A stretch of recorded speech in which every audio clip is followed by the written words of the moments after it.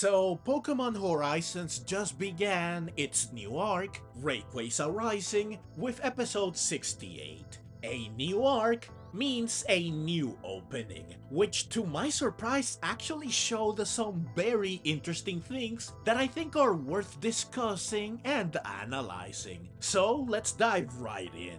Everything of note that was shown in the new opening is related to Gibeon and Lucius. First, we see Gibeon's shiny Zygarde in its 50% form, battling Liko, Roy, Dot, and Freed, with Rayquaza and Terapagos in its stellar form soon joining the fight. This is significant for obvious reasons. It hints at a grand final boss showdown between Liko and company and the Big Bad. Something that is honestly not really surprising, but seeing it being teased this early is unexpected. Emphasis on this being just a tease, since I seriously doubt this will happen anytime soon unless this is meant to be a preamble to an even bigger battle later down the line. Perhaps one with all the heroes and Terapagos in which Zygarde assumes its complete form.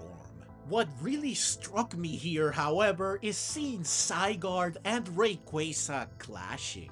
This reminded me of a theory of mine that I brought up back when Gibeon and his Zygarde were first revealed. Rayquaza and Zygarde as shinies are a black and a white dragon respectively, making them in a way counterparts, opposites, representations of light and dark, yin and yang, good and evil. Labels that might all apply to their trainers Gibeon and Lucius as well, which made me speculate that maybe they are brothers or closely related in a similar way. Which leads me into the second and final thing that caught my eye in this opening. This shot right here, which shows Lucius with two people by his side, a man to his left and a woman to his right. This means that Lucius did not make his way to Laqua alone, more specifically as the sole human. He had two people with him, so like any good adventurer, he had a party.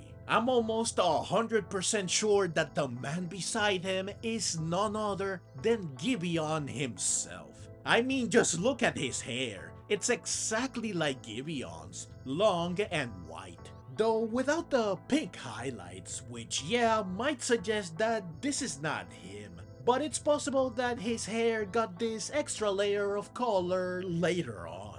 Perhaps due to Lacuium, which is pink.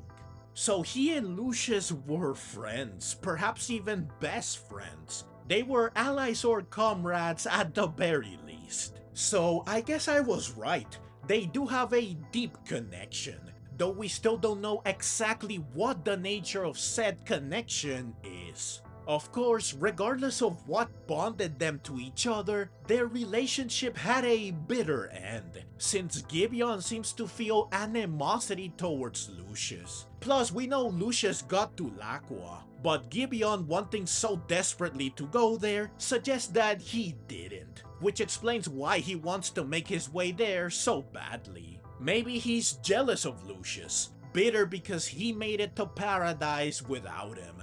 Or maybe they all made it to paradise but they had to leave due to some catastrophe and Lucius stayed behind for some reason, meaning that Gibeon just wants to make it back to his friend.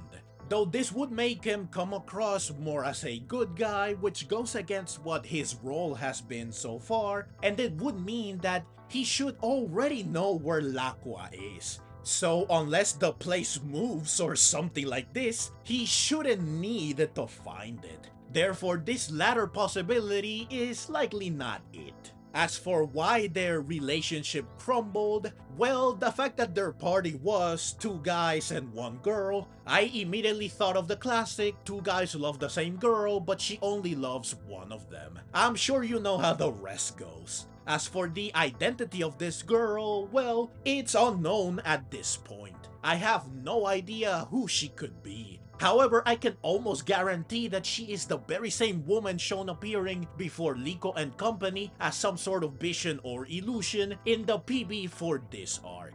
In my video discussing this, I predicted that she is closely related to Lucius and to Terapagos, who might be who she is seen carrying here. If we look at the new opening again, she is carrying Terapagos, lending credence to my speculation. I saw a comment on that video saying that this woman could also be Lucius's wife, something that did not occur to me, though I think it's a great guess. Well, considering what I discussed earlier about love potentially being what killed this party, maybe this hypothesis is right on the money. Now there is one thing that goes against this being Gibeon: age. Lucius supposedly adventured and got to Laqua 100 years ago, so Gibeon would have to be over 100 years old now, which is not impossible, especially in a fictional world of fantasy. Maybe he found a way to extend his life, which might be related to the reason why he seems to always be confined to one room from where he speaks to his subordinates via the giant crystal in the meeting room. If this is the case, I'm willing to bet that said life extension might be courtesy of Lacuium, which, like I said earlier, might explain the pink in his hair. Alternatively, the man here is an ancestor of Gibeon and thus Amegio, much like Lucius might be an ancestor of Diana and Lico. Something happened between both ancestors that has their descendants at each other's throats, unlike them who were obviously friends, at least initially. Even crazier, this man might be Amegio's father, who Gibeon holds a strong grudge against. Perhaps this disdain was born from him teaming up with Lucius. Though age would be an even bigger factor here, because if Gibeon's son got to adventure with Lucius 100 years ago, then Gibeon would have to be far older than 100 currently. Which again is not impossible, though this would be stretching it quite a bit. But yeah, that's everything I've got for you. It goes without saying, of course, that this new opening has deepened the ever-engrossing mystery in this series. Hopefully we get some answers soon.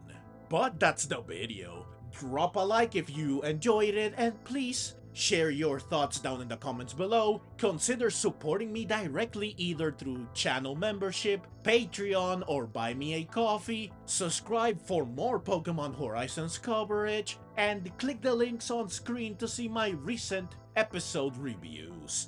Thank you so very much for watching.